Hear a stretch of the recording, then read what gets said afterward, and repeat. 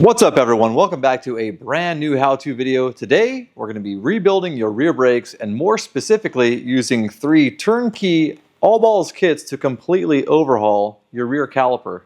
By the end of this video you're going to know exactly what you need to rebuild your caliper, where to find it, and how to do the job. So let's go ahead and jump into this thing.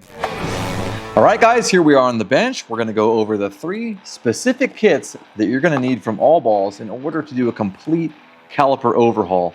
Now, kit number 1 is going to be the caliper rebuild kit itself, and that's going to include a bunch of rubber grommets that go on your caliper hanger, your caliper bracket. It's going to come with the 2 seals for your caliper piston. It's going to come with the 2 crush washers for your banjo bolt, which is going to seal up your brake line. It's going to come with the dust cover for your bleeder screw, and it's even going to come with this little guy here, easy to drop as you can see. And that's going to live on the end of this brake pad retaining pin. It's just a seal to keep the elements from coming through the side here. So that's going to be kit number 1. All those items are going to come inside that first caliper rebuild kit. The next portion of the kit is simply the brake pads. So those are going to be in another container themselves. And then the third container is going to be caliper piston. What I really love about everything that's going on here is that if you're to buy these, which usually were only an OEM item, usually very expensive. All balls actually came out with these. We use the heck out of them. Just about every bike building giveaway. They're inexpensive, they fit perfectly, and like I said, these 3 kits, full overhaul. So I'm really grateful that we can get all this stuff so easily now, especially for bikes that are so old. In this case, it's a 2003 Honda CR250, so no spring chicken. Now that's an overview on what we're going to need to rebuild this caliper. Let's go ahead and get into the tools we need. Now this is basically it. No real tools required for this job.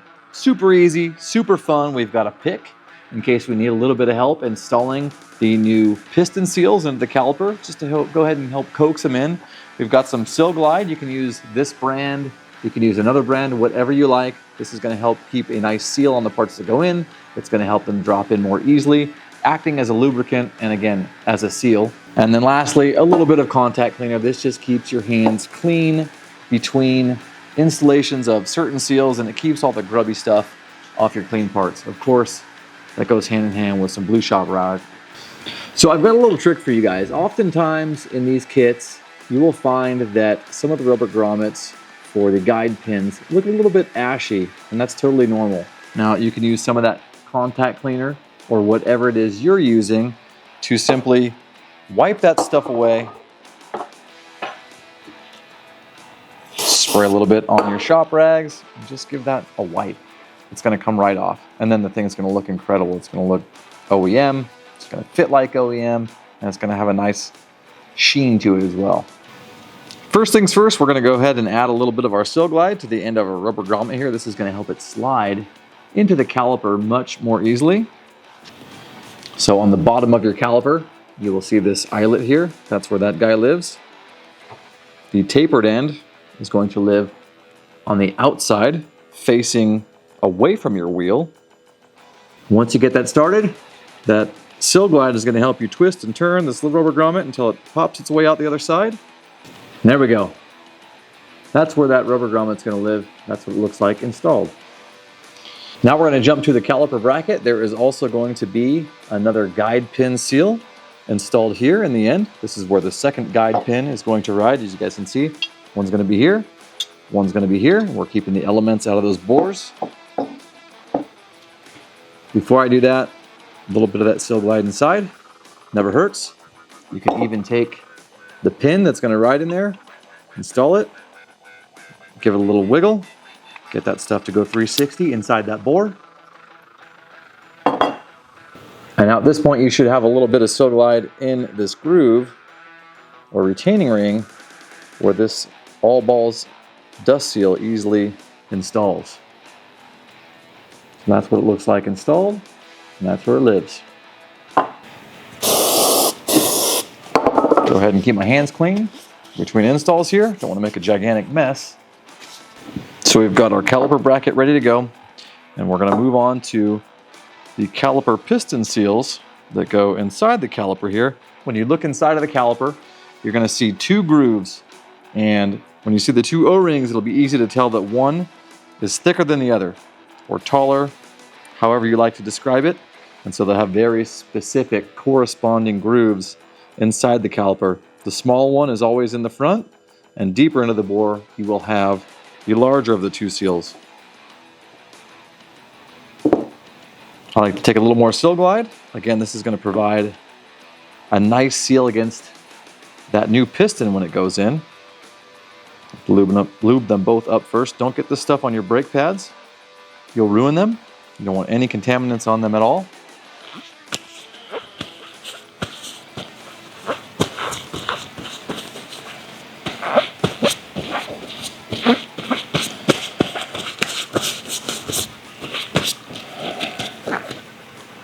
Go ahead and grab your caliper. Grab the larger of the two. Actually, it doesn't matter which one you pick first. Take your finger, just install this into the bore. Seat it with your finger. It'll be in there at about a 30-degree angle, 45-degree angle when you're getting it started. And just work it into whichever groove it's going to live in, depending on which seal you started with. Give it a little spin with your finger. You will feel it drop into the groove and sit flat. And then you move on to the next seal. And they are not directional. You will see a lip inside of these seals sometimes, in particular this smaller of the two. Doesn't matter if you put it in upwards, downwards, whichever way it fits into the groove, as long as it's not inside out, is just fine. That one dropped in even easier than the first. Now we've got our brand new piston. Again, I'm so stoked that All Balls makes these. The closed off side is going to face inside the caliper, so the open end is going to touch the back of your brake pad for orientation. So with our brand new seals installed inside the caliper and our brand new caliper piston lubed up ever so slightly with some of the seal glide, again, cup side is out. You can see I'm using my finger to hold it much like a thimble. Go ahead and work it into the caliper. You're going to feel it past the second seal. Use both your fingers and just collapse that thing in. Now it's out of the way. Now we can go ahead and install our caliper on our caliper hanger, followed by our brake pads, our brake pad retaining pin, and then we will safely house these banjo bolts seals on our banjo bolt itself. A little tiny bit more seal glide here on this guide pin. Nice little loop. Then we will go ahead and take our caliper and make sure that these two guide pins are going into the rubber boots or seals we just installed, like so.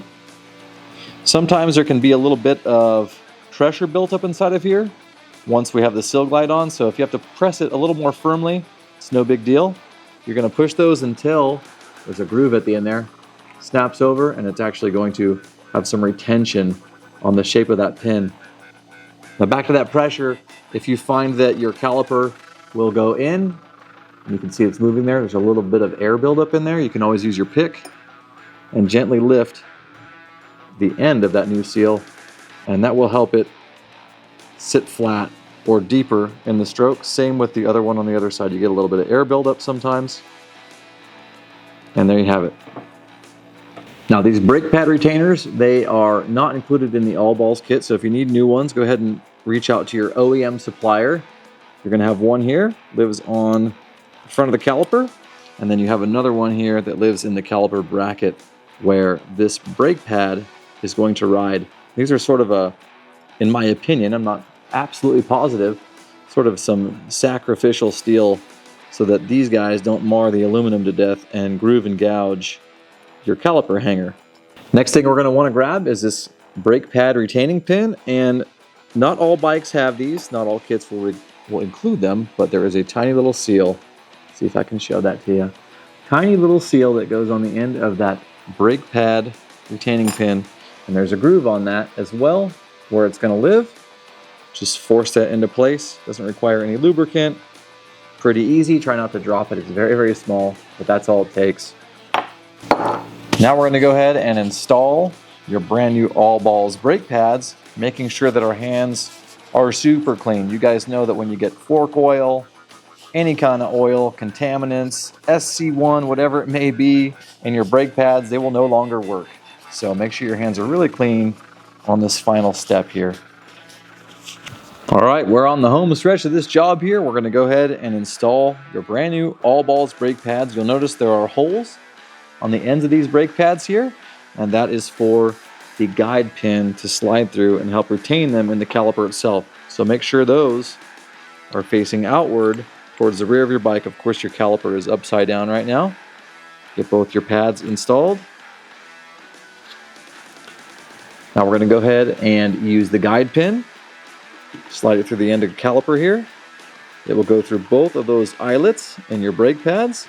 Now before we tighten it down, I will note that I really like when the guide pins have an 8mm head on them rather than a 5mm recessed Allen, where then you also need an OEM cap to cover that Allen when you're done. So I really prefer this style, where you can just use a quick wrench, a quick socket. You don't have to pull a cap and then find an Allen wrench. You just tighten this thing down, it's ready to go, and I think it has a really nice fit and finish too, having that 8mm head on the outside. So good job, guys. That's included in the kit. But what that also means is I burned you guys on the tool at the beginning of this video. You're gonna need a little 8mm socket, so forgive me for that. You can also see there is some thread locker pre-applied, so once you seat this thing, it's gonna be good to go. It's not gonna back out on you while you're out riding. Go ahead and give it a little cinch. Nothing too crazy. Again, it's got thread locker on it. Usually a fastener that size is about 7 foot-pounds torque, which is not much past a hand snug. Now let's go ahead and find a home for our banjo bolt crush washers. 1, 2, and just go ahead and drop them in here until we're ready to install this on the bike and get those brakes bled. Last but not least, we've got our little dust cover for our bleeder here. Just go ahead and weasel that thing right over the top of it. Sometimes these get twisted up at the bottom. If you roll them down over the bleeder, just go ahead and stretch it out a couple directions and it will unravel itself. Plug her in there and you're done. By far the quickest, easiest, and most convenient way to rebuild your brakes, not to mention extremely affordable. That looks absolutely amazing. This bike's gonna stop like brand new or better, and I can't wait to install this thing. Let's close this one out. All right, guys, I hope you enjoyed today's video. Everything you need in 3 quick and easy all balls kits to rebuild just about any brake caliper. If you'd like to learn more, be sure to check out the rest of the All Balls website for more quick, easy, and convenient how-to videos. See you next time.